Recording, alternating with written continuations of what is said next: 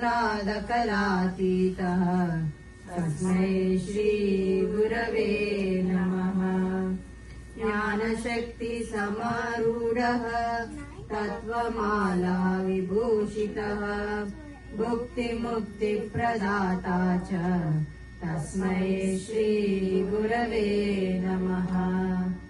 अनेकजन्म सम्प्राप्त कर्मबन्धविदाहिने आत्मज्ञानप्रदानेन तस्मै श्रीगुरवे नमः।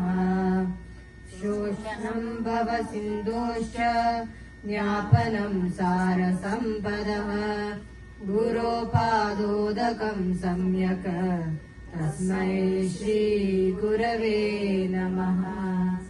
न गुरोरधिकं तत्त्वं न गुरोरधिकं तपः तत्त्वज्ञानात् परं नास्ति तस्मै श्रीगुरवे नमः। गुरुरादिरनादिश्च गुरो परमदैवतं गुरो परतरं नास्ति तस्मै श्रीगुरवे नमः।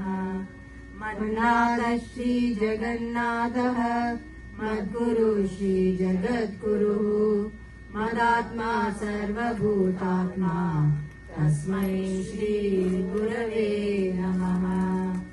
त्वमेव माता च पिता त्वमेव त्वमेव बन्धुश्च सखा त्वमेव त्वमेव विद्या द्रविणं त्वमेव त्वमेव सर्वं मम देवदेव त्वमेव सर्वं मम देवदेव।